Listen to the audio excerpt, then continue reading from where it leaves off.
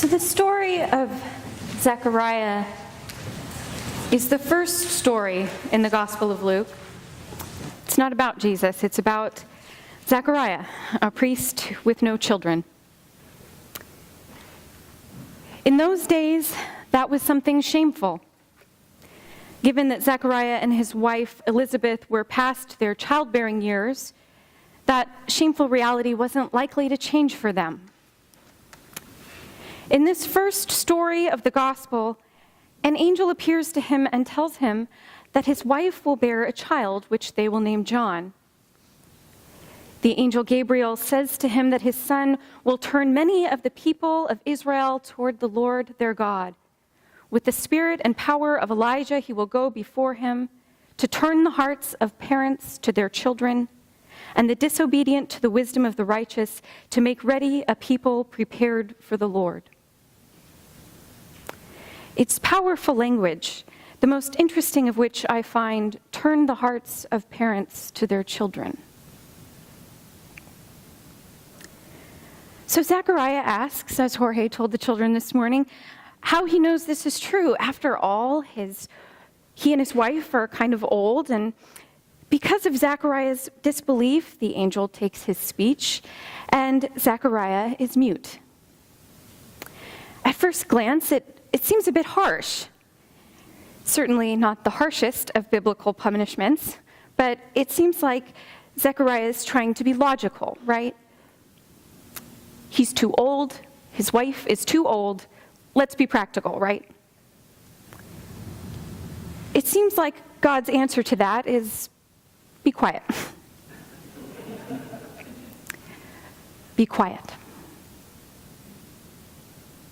I tend to be that pragmatic person, I think. At least I think of myself as that person. And I think many of my friends would describe me that way. I live within my means. I carefully weigh the evidence. I think ahead. But what is practical can often consume my headspace. The to-do lists, the didn't get done lists, the wish I had done lists, the financial practicality of things, how much gas I have in my gas tank, how easily things turn into a graph instead of a conversation, or a conversation instead of listening. Now, the Bible probably wouldn't have sustained us for thousands of years if it just said things like live within your means and think ahead. Maybe it sort of does say those things in some places, but that's not all it says. Because the world teaches us that stuff, right? Reality teaches us that. The Bible teaches us something more, something that isn't always easy to see, or maybe hear.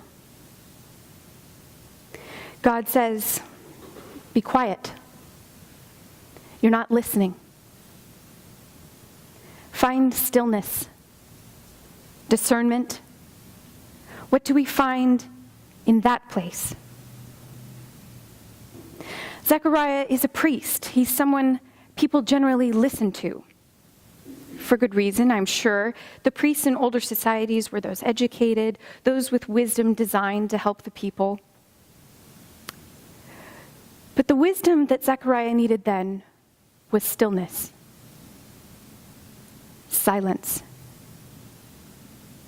For 9 months, Zechariah was quiet.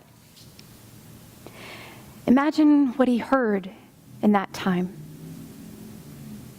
Imagine how he learned to listen, to really listen to those around him. After all, what else could he do? Imagine how deeply he thought about what he would say, about what was important, about what sense he made of things during those 9 months of silence. What would that stillness, that silence teach us? I think it taught Zechariah something. Something that looks beyond practicality toward what is truly possible. Not what is easy to imagine or easy to do, but what is possible. If we truly turn our hearts toward the children, Can we think bigger and look toward what makes us shake with big, scary love, like that for a newborn child or a marriage proposal? The kind of sleeves rolled up hope for the future that isn't about what is easy and practical, but about trying our hardest to make that most out of reach, beautiful future come true. After John is born and at his naming ceremony, when Zechariah writes the name of his son down, he is able to speak again. His words are called the Benedictus, and after 9 months of silence, of discernment, Zechariah gives prophecy, and the end of his prophecy goes like this. By the tender mercy of our God, the dawn from on high will break upon us, to give light to those who sit in darkness and in the shadow of death, to guide our feet to the way of peace. May it be so. Amen.